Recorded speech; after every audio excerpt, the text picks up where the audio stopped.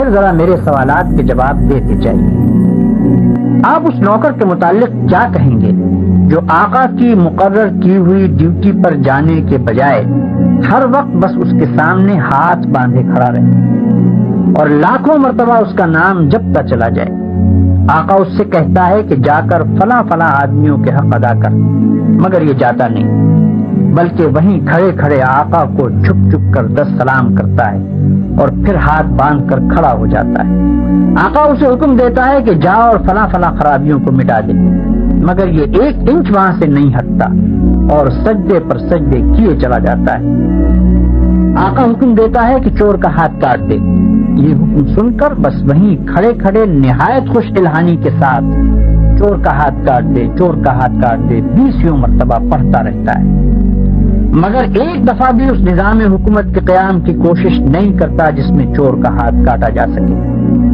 کیا آپ کہہ سکتے ہیں کہ یہ شخص حقیقت میں آقا کی بندگی کر رہا ہے؟ اگر آپ کا کوئی ملازم یہ رویہ اختیار کرے تو میں نہیں جانتا ہوں کہ آپ اسے کیا کہیں گے، مگر حیرت ہے آپ پر کہ خدا کا جو نوکر ایسا کرتا ہے آپ اسے بڑا عبادت گزار کہتے ہیں۔ یہ ظالم صبح سے شام تک خدا جانے کتنی مرتبہ قرآن شریف میں خدا کے احکام پڑھتا ہے، مگر ان احکام کو بجا لانے کے لیے اپنی جگہ سے جنبش تک نہیں کرتا، بلکہ نفل پر نفل پڑھے جاتا ہے، 1000 دانہ تسبیح پر خدا کا نام جپتا ہے اور خوش الہانی کے ساتھ قرآن کی تلاوت کرتا رہتا ہے۔ آپ اس کی یہ حرکتیں دیکھتے ہیں اور کہتے ہیں کہ کیسا زاہد عابد بندہ ہے۔ یہ غلط فہمی صرف اس وجہ سے ہے کہ آپ عبادت کا صحیح مطلب نہیں جانتے۔ ایک اور نوکر ہے جو رات دن ڈیوٹی تو غیروں کی انجام دیتا ہے، احکام غیروں کے سنتا اور مانتا ہے، قانون پر غیروں کے عمل کرتا ہے اور اپنے اصلی آقا کے فرمان کی ہر وقت خلاف ورزی کیا کرتا ہے، مگر سلامی کے وقت آقا کے سامنے حاضر ہو جاتا ہے اور زبان سے آقا ہی کا نام جپتا رہتا ہے۔ اگر آپ میں سے کسی شخص کا نوکر یہ طریقہ اختیار کرے تو آپ کیا کریں گے؟ کیا آپ اس کی سلامی کو اس کے منہ پر نہ مار دیں گے؟ جب وہ زبان سے آپ کو آقا اور مالک کہے گا تو کیا آپ فوراً یہ جواب نہ دیں گے کہ تو پرلے درجے کا جھوٹا اور بے ایمان ہے، تنخواہ مجھ سے لیتا ہے اور نوکری دوسروں کی کرتا ہے، زبان سے مجھے آقا کہتا ہے اور حقیقت میں میرے سوا ہر ایک کی خدمت کرتا پھرتا ہے؟ یہ تو ایک معمولی عقل کی بات ہے جسے آپ میں سے ہر شخص سمجھ سکتا ہے، مگر کیسی حیرت کی بات ہے کہ جو لوگ رات دن خدا کے قانون کو توڑتے ہیں، کفار و مشرکین کے احکام پر عمل کرتے ہیں اور اپنی زندگی کے معاملات میں خدا کے احکام کی کوئی پرواہ نہیں کرتے، ان کی نماز اور روزے اور تسبیح اور تلاوت قرآن اور حج و زکوٰۃ کو آپ خدا کی عبادت سمجھتے۔ یہ غلط فہمی بھی اسی وجہ سے ہے کہ آپ عبادت کے اصل مطلب سے ناواقف ہیں۔ ایک اور نوکر کی مثال لیجیے۔ آقا نے اپنے نوکروں کے لیے جو وردی مقرر کی ہے، یہ ٹھیک ناپ تول کے ساتھ اس وردی کو پہنتا ہے، بڑے ادب اور تعظیم کے ساتھ آقا کی خدمت میں حاضر ہوتا ہے، ہر حکم کو سن کر اس طرح جھک کر بصر و چشم کہتا ہے کہ گویا اس سے بڑھ کر اطاعت گزار خادم کوئی نہیں۔ سلامی کے وقت سب سے آگے جا کر کھڑا ہوتا ہے اور آقا کا نام جپنے میں تمام نوکروں سے بازی لے جاتا ہے،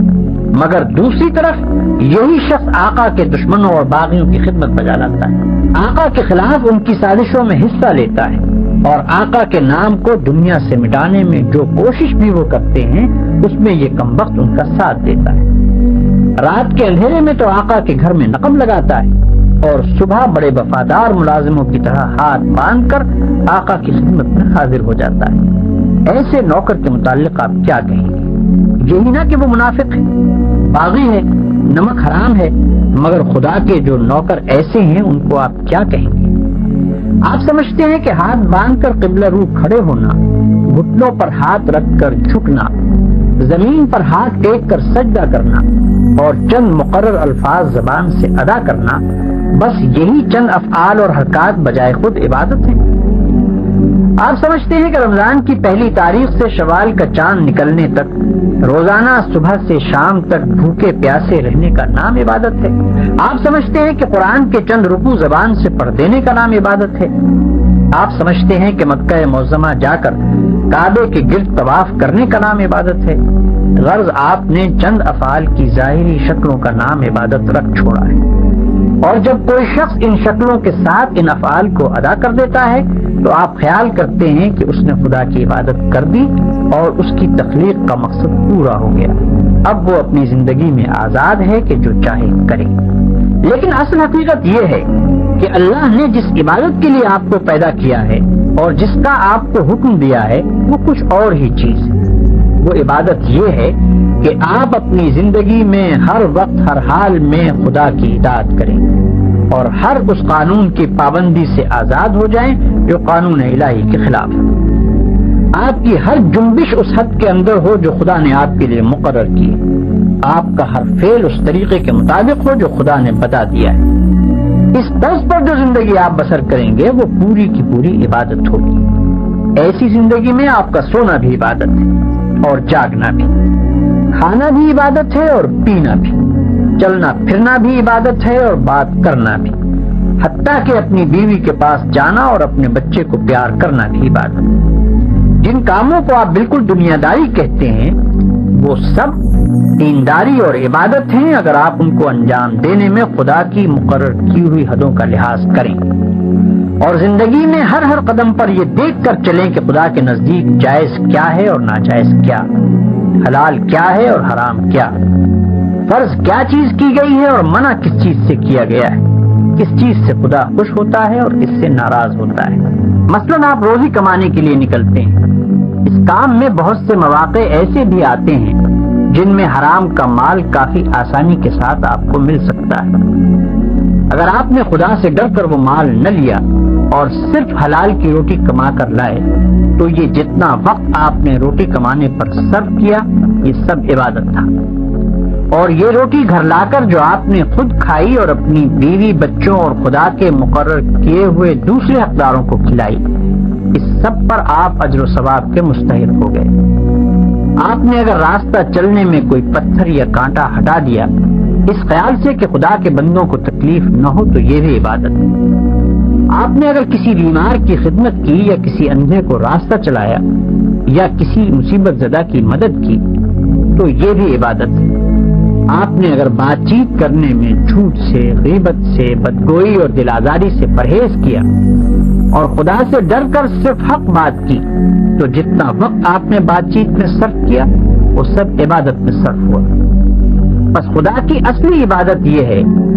کہ ہوش سنبھالنے کے بعد سے مرتے دم تک آپ خدا کے قانون پر چلیں اور اس کے احکام کے مطابق زندگی بسر کریں۔ اس عبادت کے لیے کوئی وقت مقرر نہیں ہے، یہ عبادت ہر وقت ہونی چاہیے۔ اس عبادت کی کوئی ایک شکل نہیں ہے، ہر کام اور ہر شکل میں اسی کی عبادت ہونی چاہیے۔ جب آپ یہ نہیں کہہ سکتے کہ میں فلاں وقت خدا کا بندہ ہوں اور فلاں وقت اس کا بندہ نہیں ہوں تو آپ یہ بھی نہیں کہہ سکتے کہ فلاں وقت خدا کی بندگی و عبادت کے لیے ہے اور فلاں وقت اس کی بندگی و عبادت کے لیے نہیں ہے۔ بھائیوں، آپ کو عبادت کا مطلب معلوم ہو گیا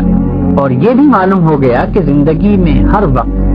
ہر حال میں خدا کی بندگی اور اطاعت کا نام ہی عبادت ہے۔ اب آپ پوچھیں گے کہ یہ نماز، روزہ اور حج وغیرہ کیا چیزیں ہیں؟ اس کا جواب یہ ہے کہ دراصل یہ عبادتیں جو اللہ نے آپ پر فرض کی ہیں ان کا مقصد آپ کو اس بڑی عبادت کے لیے تیار کرنا ہے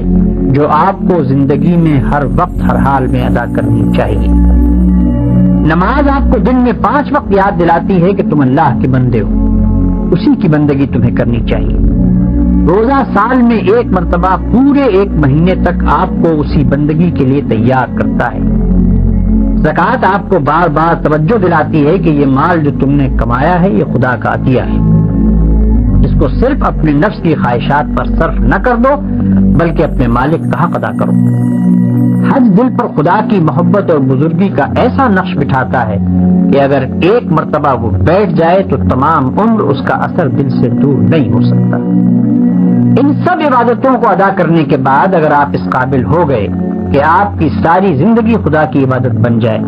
تو بلا شبہ آپ کی نماز نماز ہے اور روزہ روزہ ہے، زکوٰۃ زکوٰۃ ہے اور حج حج ہے۔ لیکن اگر یہ مقصد پورا نہ ہوا تو محض رکوع اور سجدہ کرنے اور بھوک پیاس کے ساتھ دن گزارنے اور حج کی رسمیں ادا کر دینے اور زکوٰۃ کی رقم نکال دینے سے کچھ حاصل نہیں۔ ان ظاہری طریقوں کی مثال تو ایسی ہے جیسے ایک جسم کہ اگر اس میں جان ہے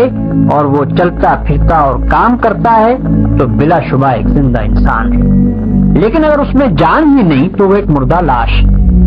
مردے کے ہاتھ، پاؤں، آنکھ، ناک سبھی کچھ ہوتے ہیں مگر اس میں جان نہیں ہوتی، اس لیے تم اسے مٹی میں دبا دیتے ہو۔ اسی طرح اگر نماز کے ارکان پورے ادا ہوں یا روزے کی شرطیں پوری ادا کر دی جائیں مگر خدا کا خوف، اس کی محبت اور اس کی وفاداری و اطاعت نہ ہو جس کے لیے نماز اور روزہ فرض کیا گیا ہے، تو وہ بھی ایک بے جان چیز ہوگی۔